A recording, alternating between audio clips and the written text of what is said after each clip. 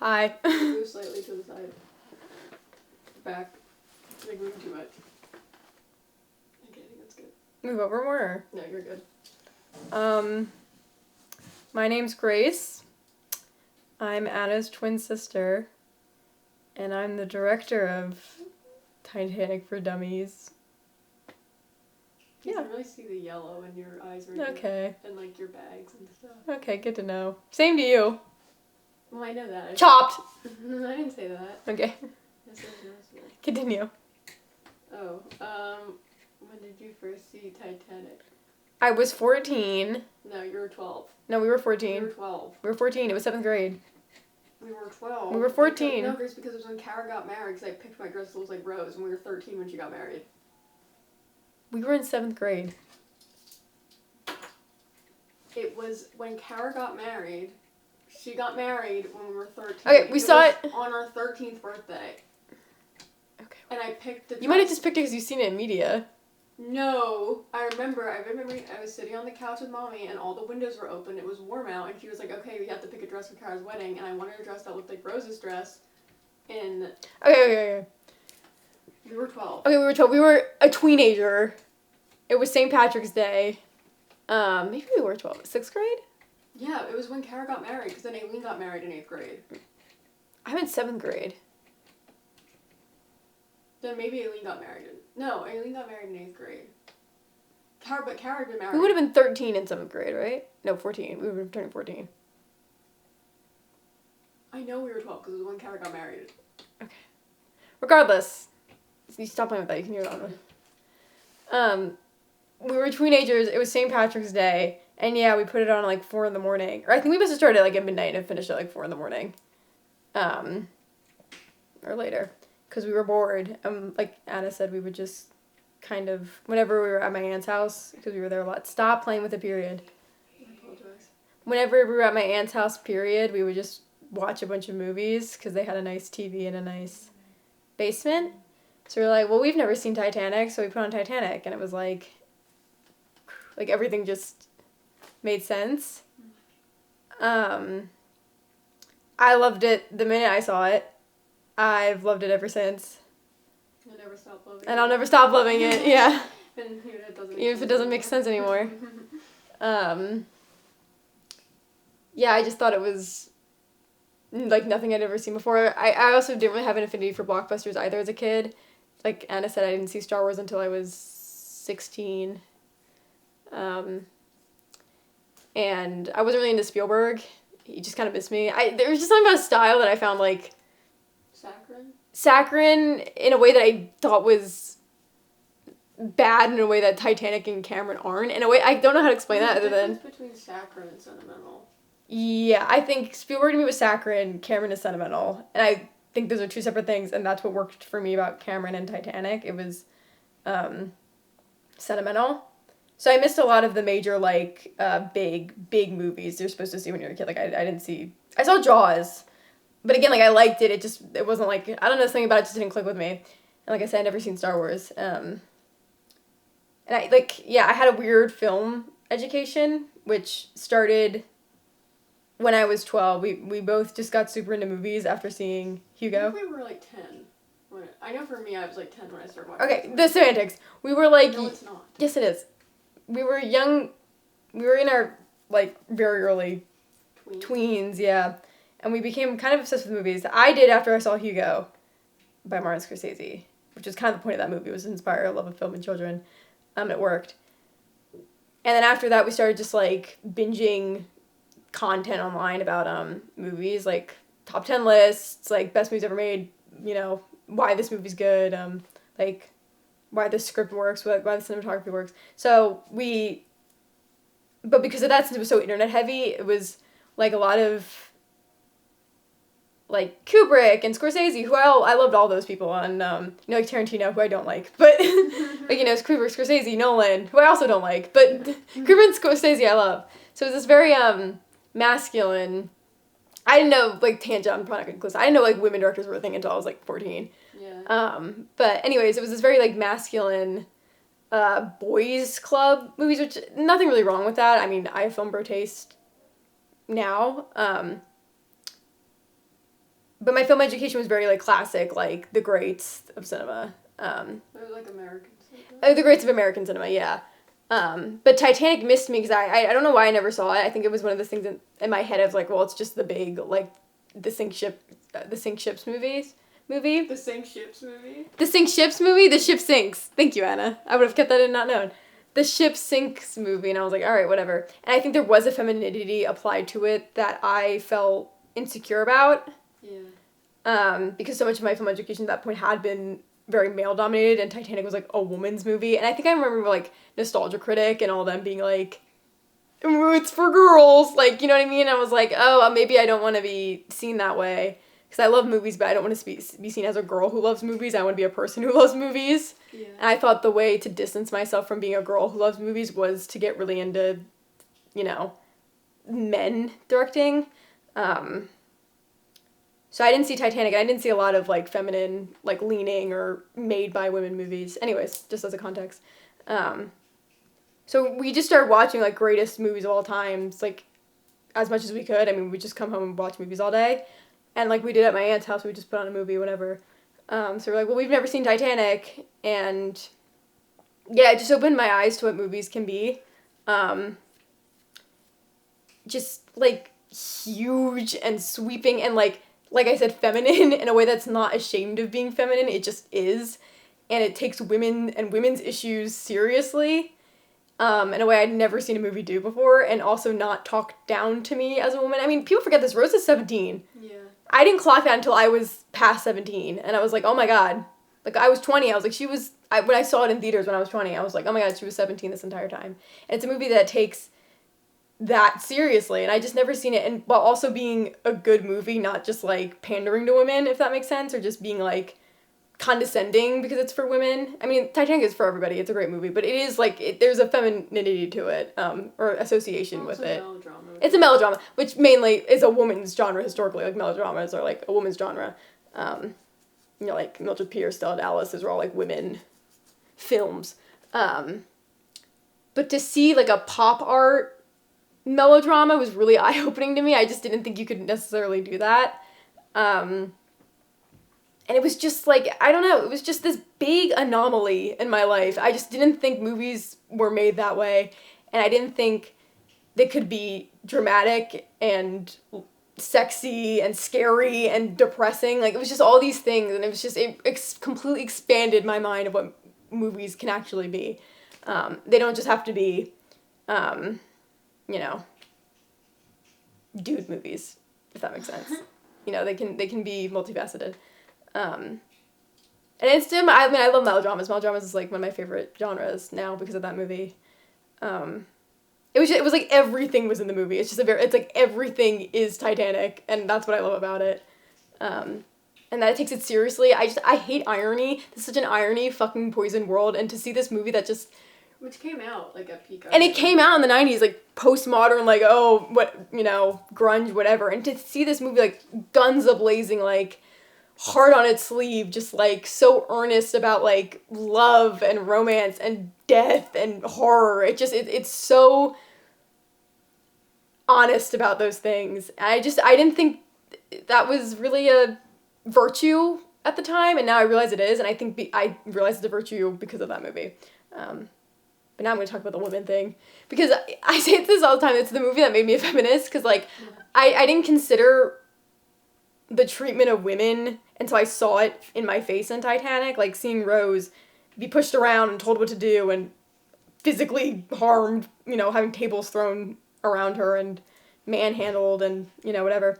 I didn't consider that as, like, a systemic issue until I saw the movie, and I was like, oh, no, this is, like, a thing specific to me, and people like me, and people my age. And it clicked. I was like, it clicked for me that she's being treated like this because she's a woman. It has nothing to do with her personality or anything like that. It's not even just, like, the time period was, like, repressive for everybody. It was repressive specifically, and this treatment is specific to her being a woman, and a young woman. And I saw the scene where she, like, spits... I mean, I was gonna ask you this. I think the reason I picked this scene to recreate was because it was so impactful for me at the time. like, to see her spit in his face and just blankly say, like, fuck you was so, like, mind-boggling to me. And I remember pausing the movie and being like, why don't we do this more? And I know there's a reason, because they'll kill us, but at the same time, it's like, in a perfect world, you would just get one moment to spit in a man's face and everything, no one would harm you for it. And this was, like, the one moment where I saw that happen, and it really just opened my mind to, like, I want to live in a world where we don't have to do that.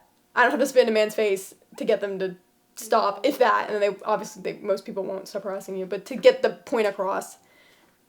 And Rose is just, I think, one of the greatest female period characters of all time. And I was saying this before, but, like, she's annoying, which I love. Like, she is a little bratty, she's a, snobby teenage girl, but it doesn't talk down about her in that regard. It doesn't make fun of her. It just is like, no, I mean, she's a teenage girl and she's, spoiled, but she's also in this horrible abusive relationship, and she's learning in real time the effects of that and why that is, and realizing maybe I don't want this for myself. And I love that they let her be annoying, but still tragic and still heroic in all those ways that she is. And I love that it's like love isn't cringe and it's not bad and it's beautiful. And romantic movies aren't cringe and bad, and I think Rose is a great vessel to explore that. I just think she's awesome, and I felt empowered. I was a young teenage girl when I saw it, and I was like, oh my god, I kind of want to be like her. I really would love to stand on business the way that she does, and, come into my own, and I just love that the movie ends and that she didn't die after that. She went on to have this glorious life, in a way that's kind of just what being a teenage girl is. You think you're gonna die every day, and you almost do, and then you just go on to live a big, beautiful life, and I don't know, and then she just dies peacefully, and I just think that's, not a lot of women are afforded that opportunity, especially back then. I think the movie is kind of just about being a teenage girl in its own way. Yeah. So, what was the question? I don't know. I just love the movie. I think it's perfect. How was, like, your relationship with it changed over time? I think the main thing, like, when I saw it as a teenager, it was, like, nothing like I'd ever seen before, and it still hits like nothing I've ever seen before every time I watch it. I think the difference now is that I think I understand more the context of when it came out. I think I understand more the filmic language and what makes it good, whereas at the time I was like, this is just insane. Whereas now I'm like, I'm more familiar with, like, history of melodramas and the 90s and post-irony and post-whatever. So I think I understand more the cultural context than I did and why it was such a big thing. And because of that, I think it enriches my own love for it. Like, when you think of the 90s, it's like everything was like Nirvana and whatever, and... Which is great. Yeah, which is great. I mean... Just all the time is a lot. All the time is a lot. I mean, it was just like Fight Club and Growing Up. It was like very cynical movies, and have this thing come out and just be like, loud and proud about love. I think maybe at the time, I wouldn't say it was shocking, but I imagine it was a bit of a jolt to the system in comparison to how... ironic. I mean, like, when was American Beauty? That was 2000. No, it was... 99? Yeah. Was it 2000? 97? No, it was 2000, but, I mean, it's a 90s. It's a 90s movie. I mean, pre-9/11. Yeah. It's more that really ends the 90s, because there was nothing funny or ironic about 9/11. Keep that in. Gosh. So I think I understand more the cultural context and why it makes it good and how it's... I mean, to have a movie that's so dedicated to, like, old Hollywood... But also yes. so modern at the same time. Yeah, I mean, a shock to the system. It does hold a lot of, like, classic Hollywood values, and I mean, people forget this. There's been tons of Titanic movies before this, and a lot of them were in the, classic old Hollywood. Night to Remember, I think, is the big notable one. I think that might have won Best Picture. It was nominated for Best Picture. I don't know. It's a historic movie. It's really good, but that was, like, the first, because there was other Titanic movies, but a lot of them were bad. That was, like, the true really good one. I think that was the 40s, maybe the 30s. I don't really remember. But to have a movie that's so dedicated to film history, but it's also very modern in its technology and its attitude. Yeah, I think that makes more sense to me. But that is such a shock to the system. Yeah, I think all of that makes a lot more sense to me now than it did when I was a teenager or a tween. And I think the main thing is just growing up with it. I can kind of measure my life when I watched it. When I watched it for the first time, it was like introducing me to so much of what film is and love is and romance and femininity and women and all that good stuff. And then when I watched it when I was like in my mid-teens, like my late teens, early 20s, it became more about like being thrust into adulthood. Mm-hmm. Like it really I kind of said this already, it really became a coming of age movie Because it kind of is in its own way. I mean, Rose is thrusted in this, you know, really adult situation really quickly, and I think that resonated with me when I was turning 20, and between like 17 and 20, I was like, oh, I'm like really becoming adult. And I think if I saw it now, I mean, the main thing would just be the horror of it. I think because the world is so awful now. I think the loss of human life would hit the most now, where it's like, god damn, like the tragedy of it. And that's like, since seeing it when I was 20 and now I'm almost 23, which, you know, isn't that big of a jump, but it's somewhat of a jump. Now to me, it's like, I think the gravity of the situation is really starting to resonate with me, because you become more aware of the world at this point, at this age, and you're like, I feel like there's a ton of Titanics happening all over the world now, and there's nothing I can do about it. So I think now it's like the genuine like loss of human life stands out to me at this point in my life. Like, I feel like when Pam's like, that Gimp was someone's child, she's talking about watching Pulp Fiction as like a parent. I'm like, those poor people. Yeah, I think that's the main thing. Do you have a favorite part? I put the coat on her. Iconic. I say it all the time because it's the funniest line reading the movie, and it's just so iconic, but that's not my favorite part. I think it's a tie between when the fireworks, it goes to the super wide, like they let the fireworks, it goes super wide, and then you see this tiny ship and this tiny spark of light, and you're like, again, it's like the gravity of the situation, you're like, oh my god. She says that. Yeah, and then when Molly Brown goes, just my god, like, and then she turns like, what are we doing? Like I said, those are men out there, and it's like, and nobody wants to go back, and it's like, if we do, can we, like, it might capsize this boat, like, what, like, it's an impossible situation, but you're not mad at Molly for standing up for this, because it is so fucked up that they're just sitting there, but they also really can't go back, and it's just like biblical. It's like Noah's Ark. It's like, Jesus, like, this is such a fucked, horrible, horrible thing that happened. Like, every time I get really, like, emotional. Last time I saw it, like, I almost started crying at that point, because it was like, this is the gravity. I mean, my favorite thing about the third act, and this is just talking about criticism of the movie, is that Jack and Rose become less important in the third act, because it becomes about the group situation and everybody in this boat sinking. Like, they kind of disappear for the movie. They don't talk that much. They're not really there. Like, when the ship, like, literally starts sinking, like, falling apart, and they're running all around trying to get to a higher point. Like, the movie does kind of start becoming about everybody on the ship. And that's why the part with the violinist and the kids and the old people is, like, so impactful, because you're seeing more than one. It's not just these people. This isn't just a personal tragedy happening to two people. It's a horrible tragedy happening to, like, 1,000. And that's my favorite part of the movie, sequence of the movie. And I think people don't like the third act, because it's, like, kind of disjointed. But I think you need... Well, of course it's disjointed. It's part of sinking. It's a sinking ship, but you need that chunk, because it's, like, it really gets into, like, again, the horror of it. Like, could you imagine... You can't. I mean, it's impossible to think about that, something like the scale of that.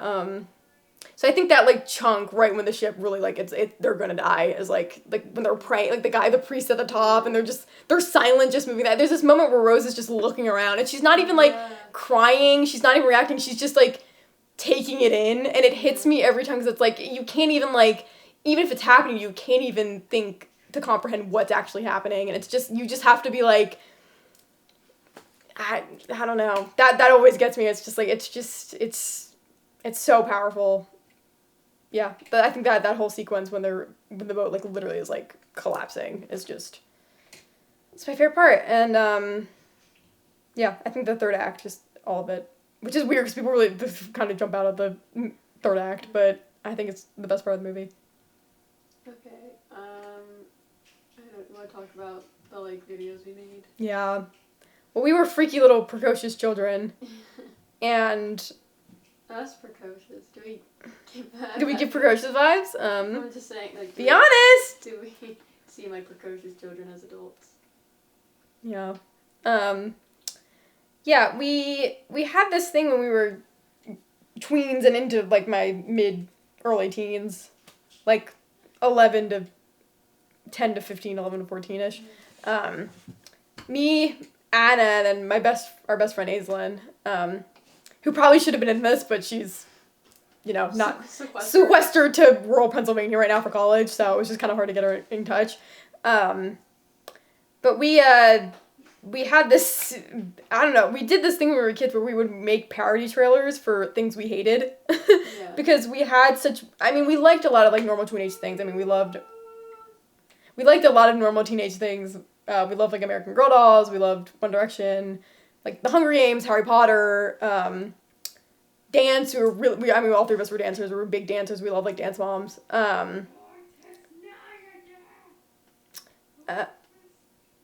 We love Dance Moms. But we loved, like, just, like, regular tween girl things. We love to read. But we also found a lot of media made for teenage girls, like, really stupid and pandering and talking down to us.